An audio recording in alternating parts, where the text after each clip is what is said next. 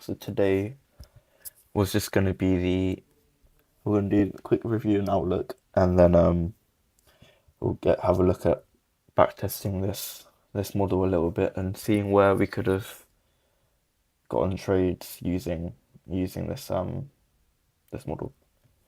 So starting Monday off, we know that we have expansive days on Mondays when we have SMT with Friday. So that's what we had. We have Friday's high being taken out on NQ, and we have a failure swing on ES and YM. So that's how we can expect to have an expansive day on Monday. We have our first stage, which is our weekly cycle, and then we have, if we go on to the daily time frame, the 15-minute time frame to have a look at the daily cycle, you can see we have London's high being left on NQ and ES, so a failure swings there. But then, of course, YM is taking out London's high, which would be here. Something I wanted to kind of point out is what we prefer to see is this, for example, on NQ, where we have stop run, failure swing. So we have an SMT first on the first stage, where the high is being taken in this example, and then we have a failure swing after. This is what we ideally want to see, or vice versa. So you want to see failure swing and then stop hunt, or the other way around. Stop hunt, failure swing in this example. And this is what we'd rather see this. So of course this is 2 stages, and then this is a 15-minute PSP here. Sending price lower at 9:30. It's the 9:45 candle. It's closing bearish on NQ and then bullish on ES. And that is our PSP to send it lower. And you can see we just dumped. So that was Monday. We had 2 stages, and then don't forget about what I just said, how we want ideally a stop punt then failure swing, or failure swing then stop punt. So Monday we had an expansive move, and then Tuesday we can expect a bit of chop, so we didn't move too much. And Tuesday was just a continuation of Monday, where we had I believe we had, on Tuesday we had a 4-hour SMT fill. So this is a 4-hour gap, and that same 4-hour gap here. So this SMT fill here was that continuation, and that was paired with a daily cycle sequential SMT, I believe.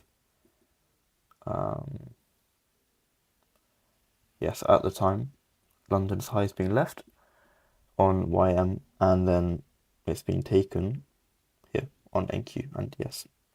So that's what we sent price lower on Tuesday. And then we had CPI on Wednesday, which just gave a pump to all-time highs. And this was because of we had a weekly cycle sequential SMT. So we have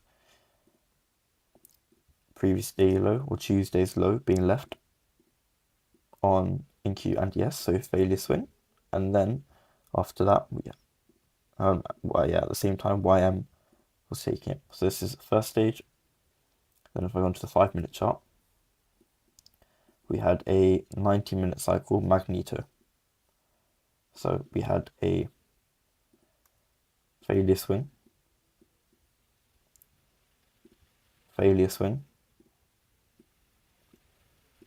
stop pump here.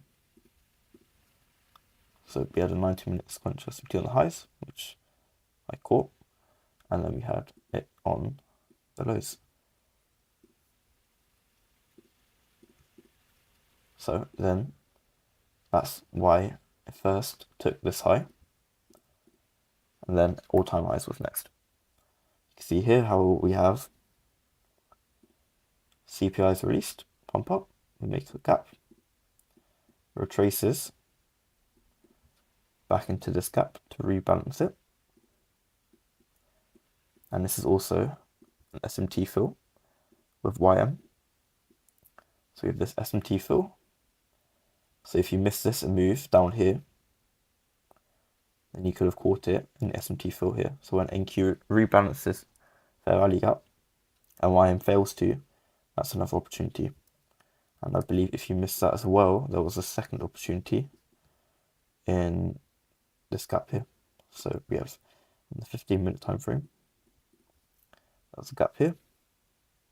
The same gap on ES is being filled. So these SMT fills are they're very good to use when looking for continuations. So if I'm trying to catch a continuation, then SMT fill paired with maybe like a lower time frame PSP within the gap is ideal for kind of trying to catch a continuation. NQ just pumped up, took all-time highs, and then that was Wednesday. That was Wednesday.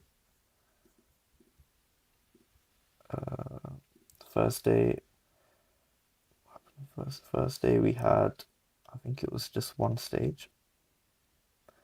Yeah, so Thursday we had a one stage sequential SMT. So I think so we have London's high being left, and then London's high being taken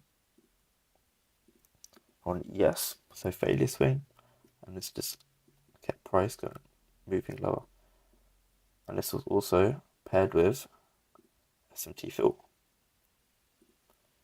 So if you don't have your 2 stages or your higher time frame sequential SMT, you could do is look for an SMT fill to catch a continuation with just one sequential SMT. So then you could have done this, and then we kept moving lower. And I believe this candle was a PSP. No, it wasn't. Never mind. But yeah, so we can use these SMT fills to catch our continuations. And you can see that they're very, very useful. And then, of course, Friday, we had this big drop, which I think a lot of people caught. And that was where we had this weekly cycle. So our first stage with Thursday's high. So weekly cycle sequential SMT. Along with, it was a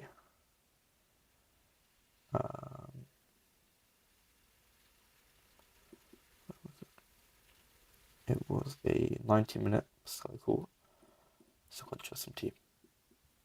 So 2 stages again.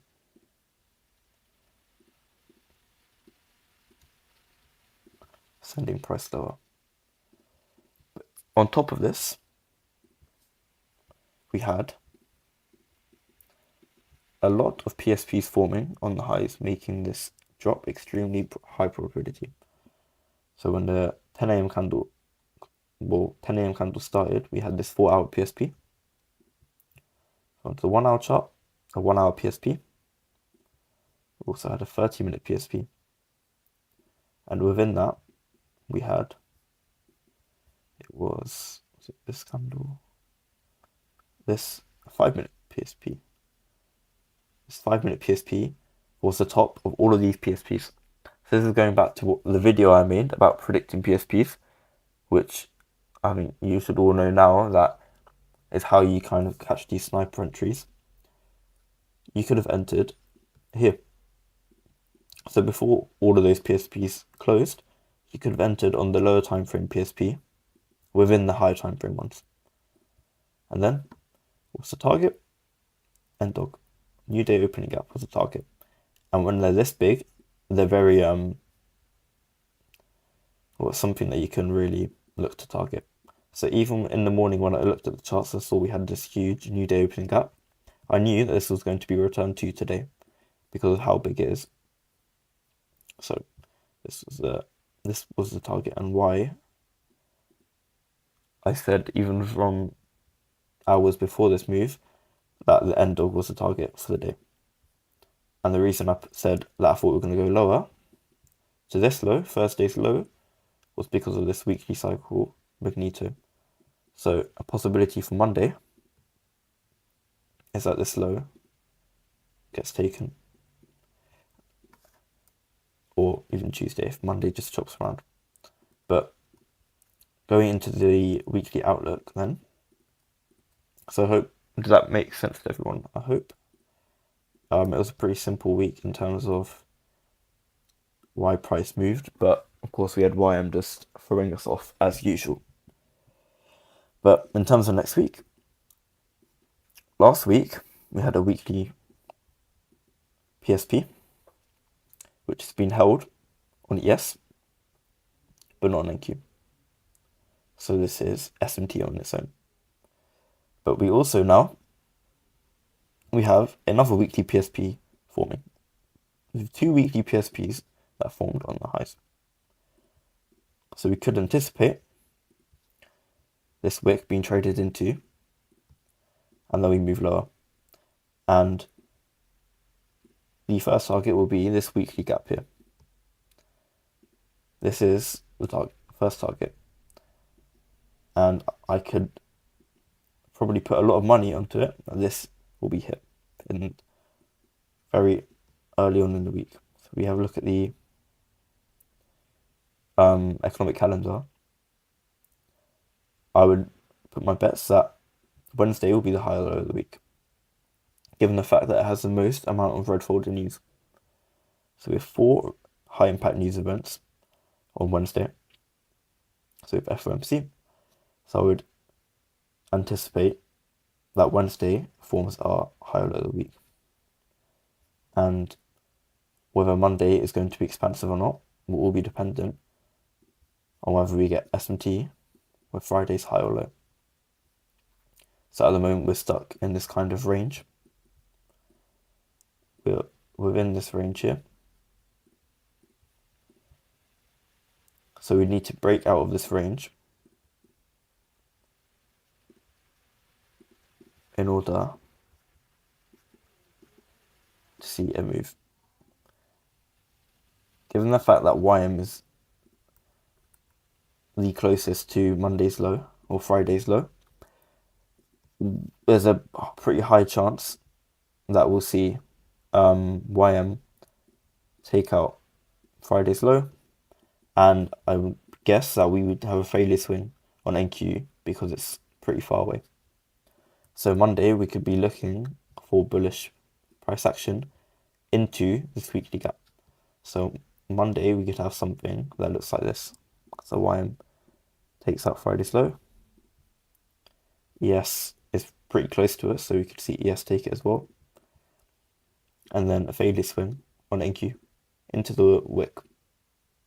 So this could be what Monday looks like. And from there, we probably want to see this weekly gap be hit.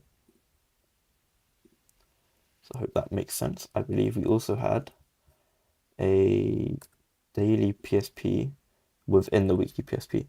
So again, this is at predicting PSPs, but just on a higher time frame kind of perspective. So we have a daily PSP within the weekly PSP. So that's another fractal PSP.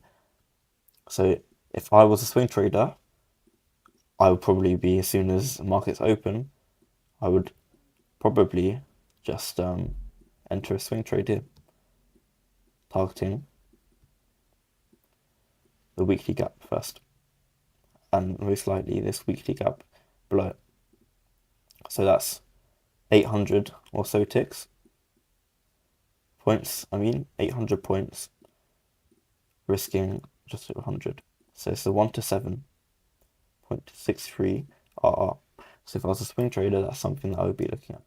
But of course, we're trading intraday, which is why we are focusing on the lower time frames. So yeah, that is the kind of outlook for this week. And then I said I was going to do a kind of backtesting session on how we could use this new model. So the 2 stages of PSPs and the 2 stages of our normal sequential SMT. So just even going over this week, example would be Friday. So Friday we had 2 stages, right? We had weekly cycle, and we also had 90 minutes. So that's our usual model. But then to confirm this, we have our high time frame PSP. So our 1 hour and 30 minute, which we had. This 1 hour PSP here, formed when 10 a.m. closed. We go on to the lower time frame. We had a 5-minute PSP to confirm it. And that's this new model in action there. So that's one example for a day. And then, of course, we had this huge dump of 200 ticks or so. If we go on to Thursday. Thursday, we did not have a weekly cycles contrast in T. So, obviously, it's not part of this new model. Wednesday, I believe, was something that... Yeah, so Wednesday, we had, as we mentioned earlier, we had this weekly cycle and that 90-minute magneto. And then, of course, we'd have to see the 2 stages of PSPs. So we had this 7 to 8 a.m. 1 hour candle as a PSP prior to CPI, which is this alone is enough to predict news. If we go into the lower time frames, we'll have to see if we had a lower time frame PSP. And here, so this candle at 8 a.m. the 15-minute chart was that lower time frame PSP. Oh no, it wasn't. Never mind. I was looking at the wrong chart.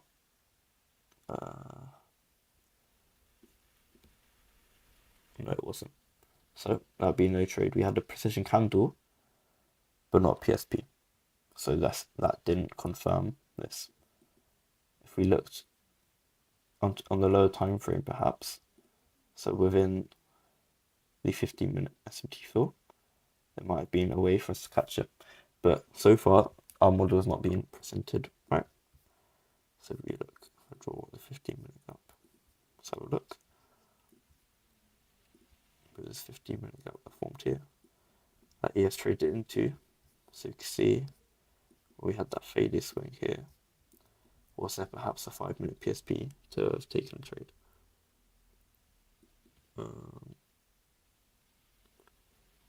Doesn't look as if there was.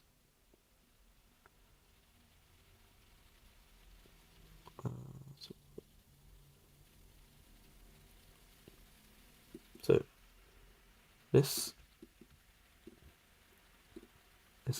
wick here closed bullish on AQ, closed bearish on YM, and this looks like this was a swing point. So after you saw ES trade into the 15-minute gap, and then NQ failed to and trade into this 5-minute PSP wick. If we look for possible entries on the 1 minute, let's have a look. What was it in here? That was the inversion fair value gap.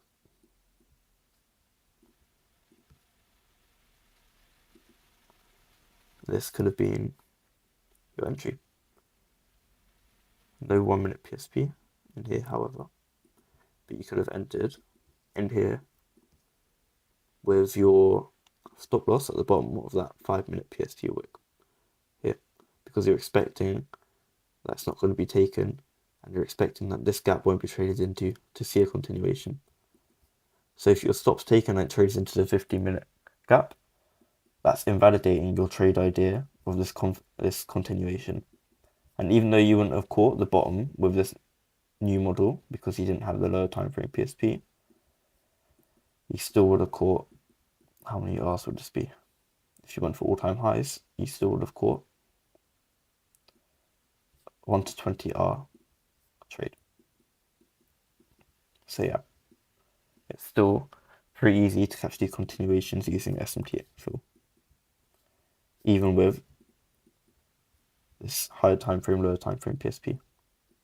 So it was using this high time frame PSP down here, and then yeah, when we had 930, we traded into that inversion fair value gap, the 5-minute PSP wick, and failed to trade into the 15-minute gap, and then we traded higher. So that's Wednesday, we could have got a trade. So Thursday, no trade. Friday, trade. Wednesday, trade. Tuesday. Where's Tuesday? I believe Tuesday was just a continuation as well, using that 4-hour SMT4, so I'll just skip that. Monday, we had one stage, and then I believe, what was it? One stage, two stages. So, as I said, we have YM taking out London's high, two stage, and if we go into the higher time frame, where are we? Two stages. We have a 1-hour PSP here. So when 10 a.m. comes around, we have this 1-hour PSP. We'll have a look to see if we had a 30-minute one as well. It looks like there would have been 30 minutes PSP within that 1-hour PSP. That's two high time frame PSPs there, even though we only need one. If we go on to the lower time frames, see we had a 15-minute PSP within the 30-minute and the 1-hour. So I want to the 5-minute to see if we can pinpoint that when the move will happen even more. There is no 5 minutes there. Doesn't look like there's a 5-minute. No 5-minute PSP. So then after you saw the 15-minute PSP looking like it was going to form, using the kind of method that I spoke about in the video regarding predicting PSPs. So when price is diverging from the open, the candle, when we see that, you could have entered on, well, let's have a look. You could have entered on the Sadius thing. So you see ES taking this. Oh, we didn't take it. Never mind. I'm not sure what you could have entered. Let's have a look.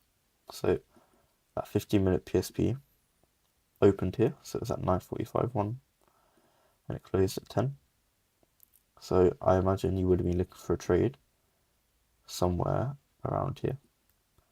So it could have been just a simple 2022 model entry. So we had that market structure shift, fair value gap. So you could have entered on this gap. So not necessarily a 1-minute PSP, but you could have entered on this gap here. This is a 1-minute PSP here as well, actually, on this candle with YM. So entries here could have been here, stop loss here, target wick down here, or it could have been when we got entered the wick here, so it could have been this, or it could have been this here with a stop this big. And you can see the benefit of 1-minute PSPs. If you don't have a stop loss this big, right? Then of course your target would have been wherever, probably somewhere around here. So even without using 1-minute PSPs, this model still gives you high RR trades, you know? How many other people do you see getting this kind of RR trades? You know, you don't see it much. And it's because of this kind of thing about predicting PSPs that I've developed, which is why we're going to get a lot crazier RR trades than the majority of people. And this is why you don't need necessarily a high win rate using this, right? Because you're catching these crazy moves. To be honest, you could have targeted this low if you wanted to.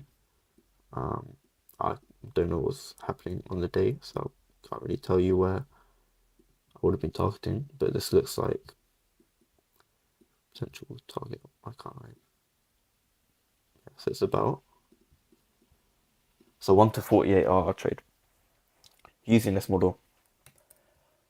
It sounds crazy, but it just doesn't seem crazy anymore, does it? It seems something that is normal to us now, knowing what we know. And so there's no reason you shouldn't have confidence in yourself, in your own trading, knowing the stuff we do. there's these traders that don't know half of the information that we do with all this confidence and stuff, saying they know how the markets move or whatever.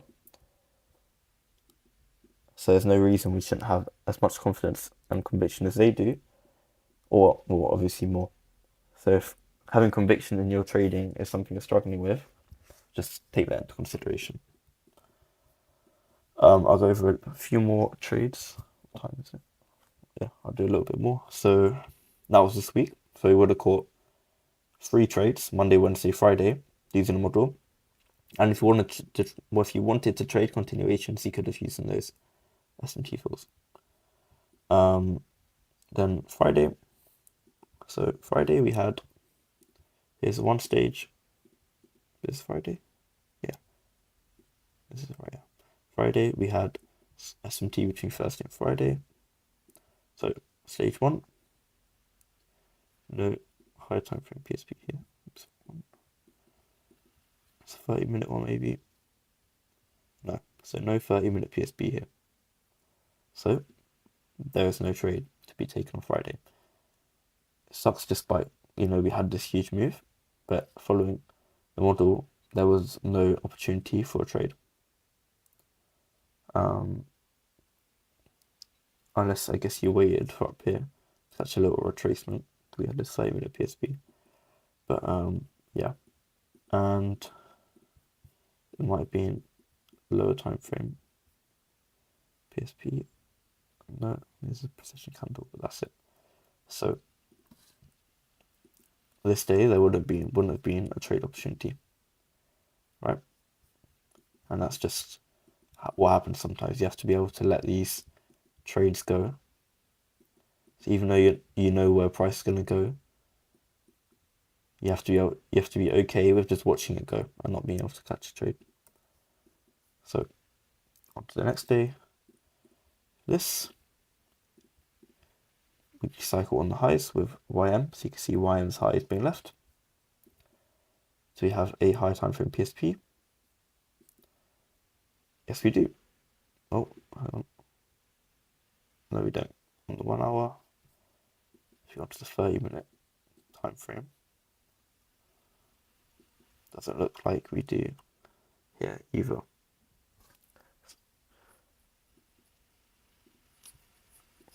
It's probably a lower time frame one somewhere. No. So even first this day, there was no opportunity for a trade. Even though it looks good like this, you need to be okay with letting these trades go. So there's a lower time frame PSP in here. I set it lower. But you need to be okay with letting these kinds of trades go, even though it's so clear where price is going to go. That's just how trading works. If you want to adapt the model in your own way to maybe not require a high time frame PSP, then that's up to you. But this is just going to help with using a more systematic approach to looking for kind of what time frame PSPs you want to look for and stuff. And then we'll go on to the Wednesday as well. I think it's just a continuation, which kind of, so there's not really, wouldn't have been a trade there. What's going on with my charts?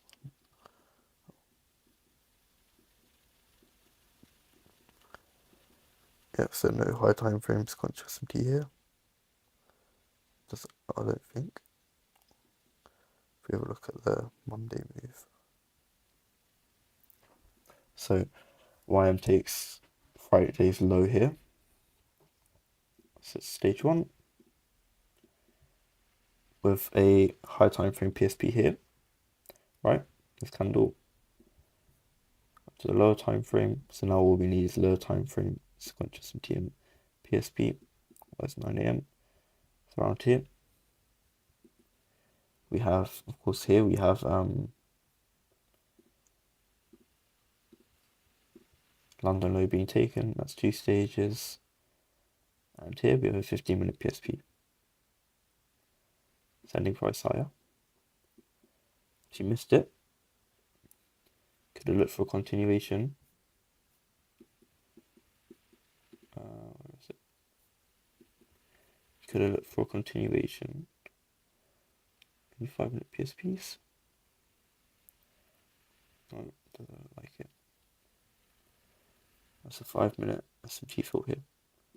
So we have gap on YM, not being traded into here. We have a gap here on NQ and ES being rebalanced. This could have been a continuation that you took. And that's still about 60 points. 50 or 60 points. So need to catch the bulk of the moves every single time. As long as we follow our model, that's all we need. It's all just a game of maths, so you don't need to catch these crazy moves every single time. We know that our model will give us these moves if we're patient. I guess that's it. I guess, is there any questions that people want to ask regarding that, like this week's PA or about next week, or this kind of a little backtesting thing about the model?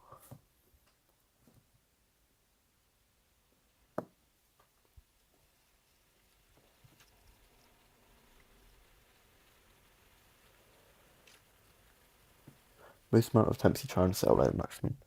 Is that during, like, in the day? So how many times you want to try a day? I would say 2, max 3. I mean max 3. Like, if you're risking 1% on a day and you've had 2 losses, but maybe you haven't, you've only lost about 0.5, 0.6, then if you really have conviction that your idea is right, then 1 more go. But there's no reason why it should be more than 3 times, because if it's gone to 3 losses in a row, it's either your brain is just fatigued, you're not being able to do your analysis right, or your idea is just simply wrong. So either you're just not right, or your just execution's a bit sloppy, and it's just gonna keep spiraling out of control from there. So I would say max 3, but ideally I'd say 2. 2 is generally what I'd be sticking to catch the move. Does that make sense?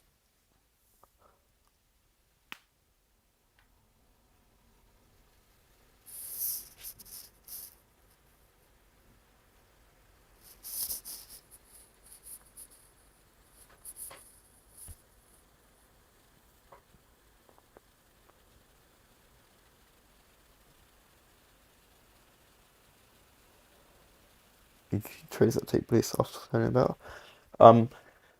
If you're trading from 10 a.m., I mean you've had 9:30 happen and stuff. You'll have the 1 hour candle closing, the 4 hour candle closing. So there's going to be a lot more to kind of look at. But a lot of the times, 9:30 is just going to make, like, the 9:30 candle will just, like, send price in the direction it's going. So you can wait for 10 a.m. Definitely, you can wait for the 4 hour candle to close, the 1 hour candle to close and stuff. So if there's been no opportunities, or there's no higher time frame PSPs forming before 10 a.m., then yeah, you can wait for 10 a.m. And for example, on Friday, that was the right idea, right? So we had the 1 hour, 4 hour candle, 30-minute candle all closing, which sent a move. And I found that if you wait for 10 a.m., you're on a 30-minute chart. When 10 a.m. comes around, that 9:30 candle will be closing, and that's off that 9:30 30-minute candle. If it's a PSP, it's often going to tell you where the 4 hour candle is going to go. So we had a 30-minute PSP here on the 9:30 candle, which is the reason why we had this candle next into this 4 hour gap and into the new day opening gap. Right? So yeah, you can wait for 10 a.m. if you want, but sometimes you might, if you just wait for 10 a.m., you might end up missing the move of the day. But yeah, up to you. if you can't trade before 10 a.m. because you've got other things going on, then yeah, there's no reason to stress about having to trade before because there's plenty of moves that you can catch from 10 a.m. So yeah, cool.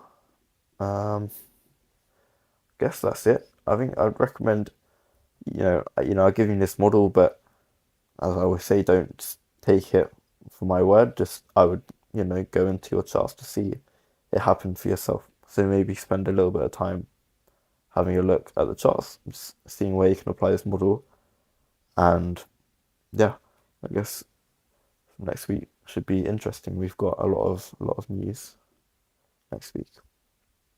Yeah, no problem, man. Cool. Yeah, and some other stuff I'm working on at the moment with I'm looking at trying to really find the best time frame PSPs to look at. Now you can see here something I've been looking at. It's a 3 hour chart. Um, not too much success with it yet, but you can see this this was a 3 hour PSP, 3 hour PSP lower, um, 3 hour PSP lower. So that's something I'm going to spend a little bit of time going into. See here, 3 hour PSP higher for CPI, right? So here as well, this was 3 hour PSP lower, 3 hour PSP opposing it higher, paired with the weekly cycles contrasting. So that's something else I'll be looking at. And then once I've got enough data and that and stuff on it, and then of course I'll share it with everyone. But see here, where's it gone? Just lost it. 3 hour PSP, 3 hour PSP lower. Yeah, it's pretty cool stuff. And again, every single swing point has been a 3 hour PSP, 3 hour PSP higher, trading into the wick, and we go higher, right? And it's quite helpful because the 3 hour PSP, the closing times for the candles are perfect. So the 6 to 9 a.m. candle on the 3 hour chart will be something that could be good to look at because that 3 hour candle will close at 9 a.m. and that 9 a.m. at 9 a.m., if it opens from 9 a.m., if we get a 3 hour PSP before that, then that could be a good kind of signal as to where 9:30 will move. Like, for example, here, another 3 hour PSP higher. Right, let's have a look here. Here it is again. 3 hour PSP, trade into the wick, higher. There's no one else that has talked about this kind of stuff. About predicting PSPs and stuff like that. Here, 3 hour PSP. Fade swing. Stop hunt. Turtle soup, higher. It is really crazy, right? Here again. 3 hour PSP. This is YM. Higher. Go over here. Same one here. No. Maybe up here. On here. The lows. No. So yeah, you can see how crazy this stuff is. The stuff that we know. So yeah, as I said before, there's no reason as to why we shouldn't have extremely high levels of conviction in our trading. Maybe there's one up here, it's the same price lower.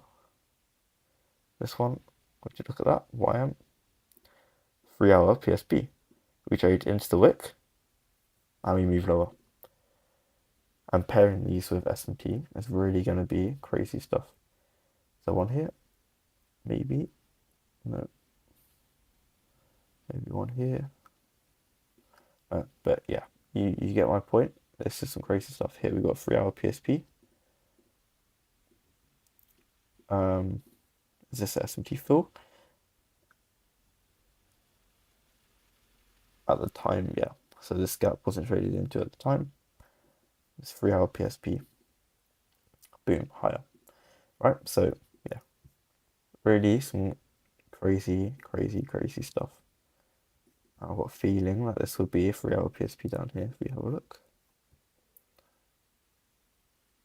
Nope, none here. This one, no.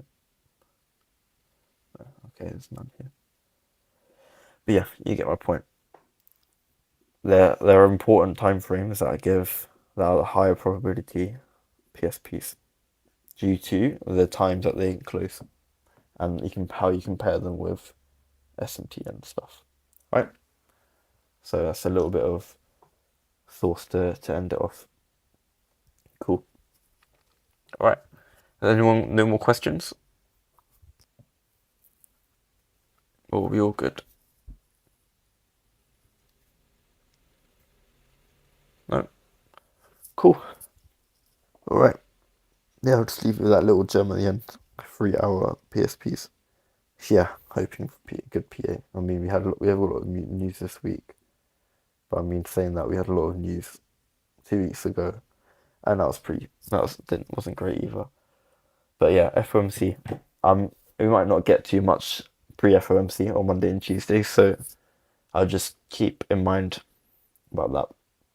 It may just end up generating liquidity, but my bias still stands for what could happen on Monday, which is daily swing on NQ on Friday's low, and then higher into the weekly PSP gap.